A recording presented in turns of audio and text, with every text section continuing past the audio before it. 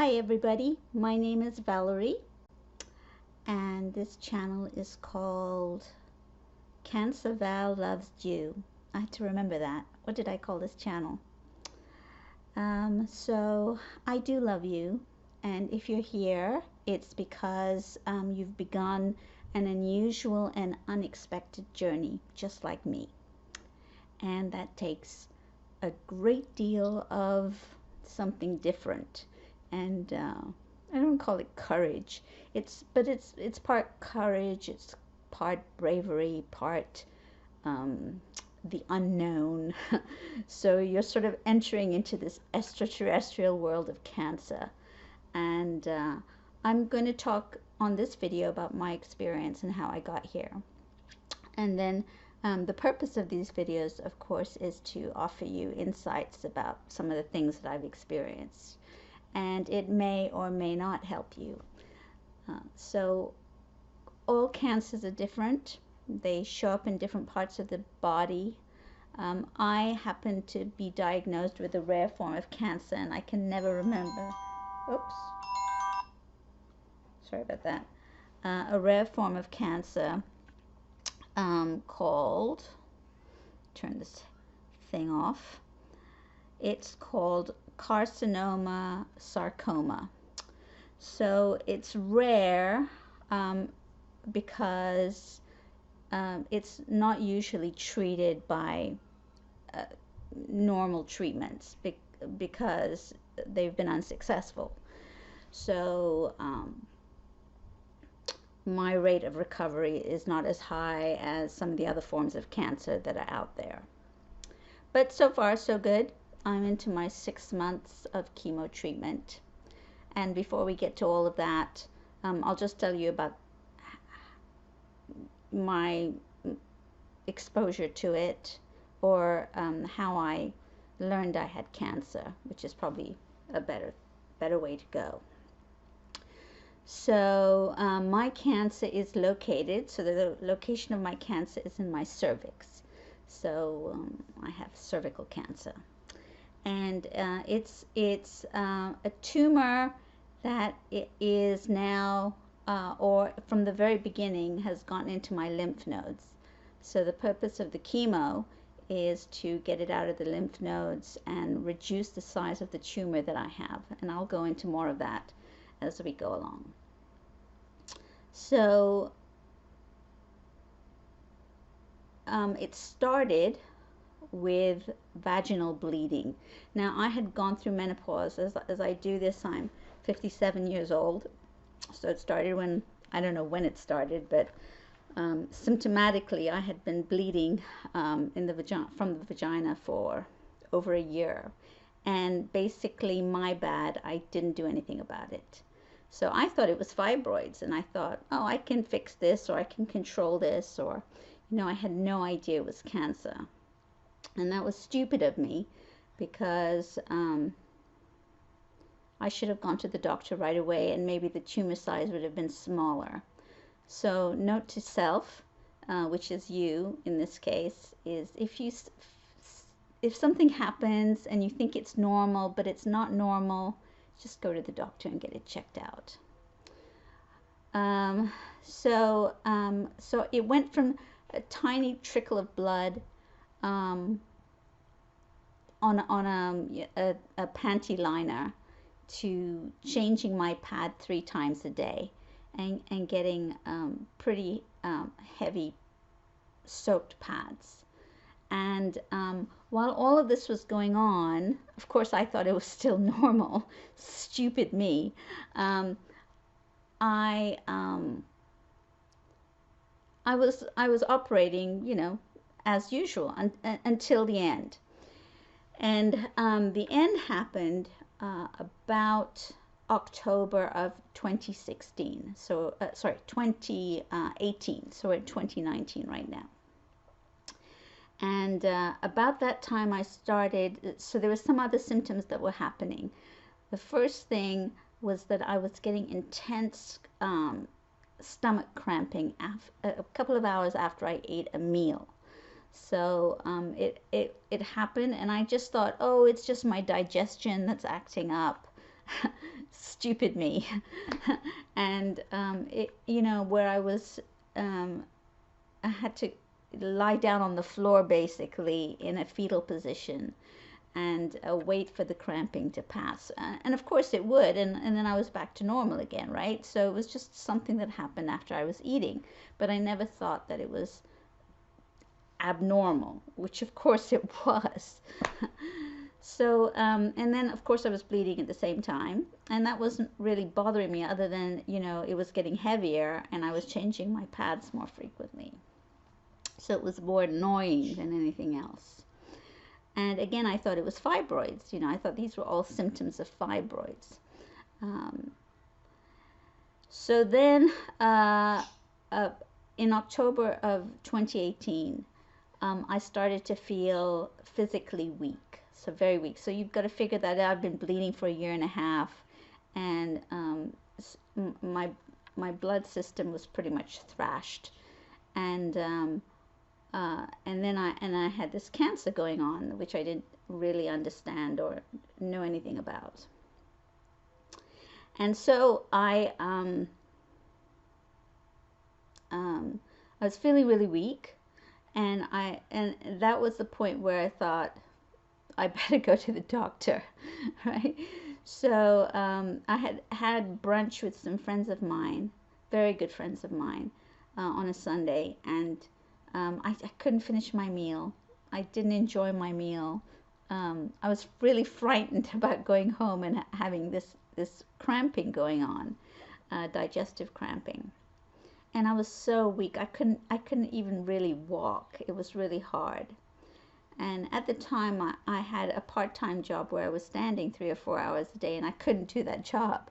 I barely got through my shifts, and it was all so awful. Everything, every part of it. And I've never been sick really all of my life, coughs and colds and some odd stupid things that have happened, but never to this degree where I was physically incapacitated.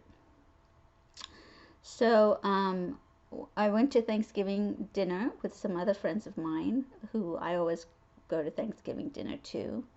And the first thing my friend said to me, she hadn't seen me for a while, she said, "Oh, you've lost a lot of weight." And I had, because I wasn't really eating as much as I was before. And at that point I had lost a little over 20 pounds, and it was quite drastic.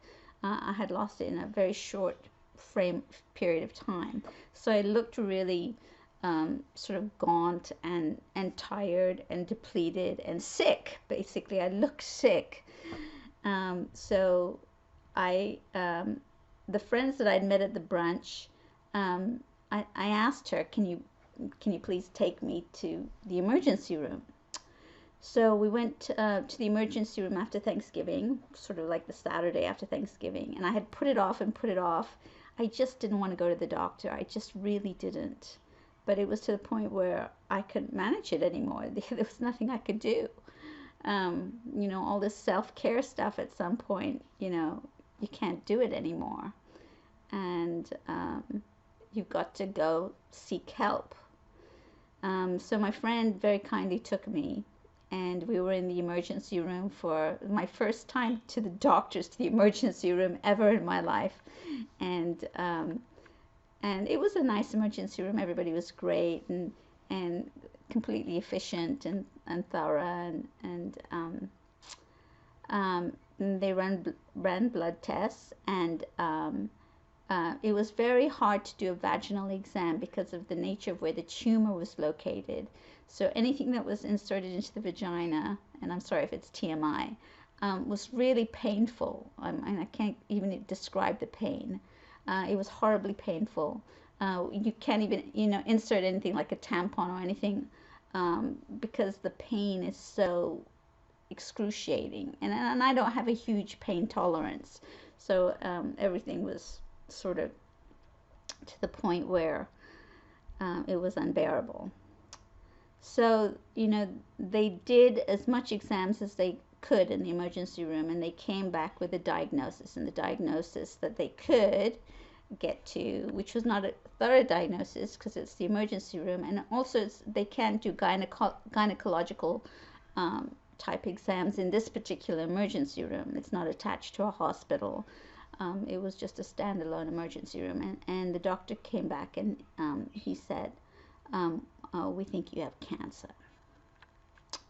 So that immediately got me sort of crazy and scared and frightened and all of those things. And I had to get a proper diagnosis. So the healthcare program that I had was limiting, but I got an appointment to a gynecologist, and they couldn't do the vaginal exams either because it just hurt to, to do any kind of pap smear or anything like that. And so, so we're talking, end of November. And by the time I got a hospital appointment, so I was going to be admitted into the hospital to do a biopsy, it was December 23rd. So December 23rd, I went into the hospital, and I had a biopsy procedure done. And they came back. I stayed overnight.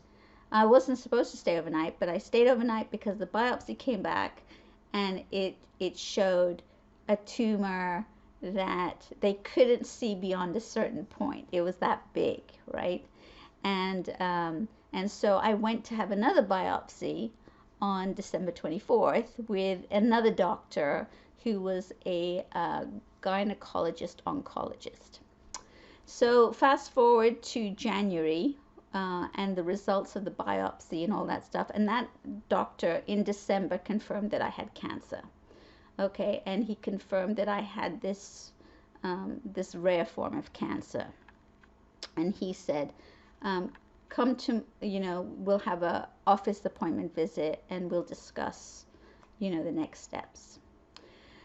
So fast forward to January 2019, and I went into his office and he said, you can't have a hysterectomy because of the nature of where the tumor is. It's very difficult to operate, and we can't see how far it's metastasized. We know it's in the lymph nodes, but we don't know how far it is in the lymph nodes. And so you're going to have a course of treatment, and usually the course of treatment is some combination of chemotherapy and radiation. And this particular doctor recommended chemo first. He says, let's shrink the tumor. Let's shrink the tumor with a course of chemotherapy, and then we'll see what happens. All right. So so right now, as of this moment, I don't want these videos to be too long. I've finished 5 treatments of chemotherapy. I've lost some hair. I'll talk about that in another video. And I'm having 1 more treatment. And in between that, they do scans. They do a combination of PET scans and CT scans. And those 2 scans do 2 different things. And I don't know which is which, but I'm going to sort of ad lib here. So one of the scans looks at how big the mass is, right? And it measures it. So in the beginning of this process, my tumor was 9 millimeters, which is quite big. For a tumor, it's very big, or a mass. Let's call it a mass.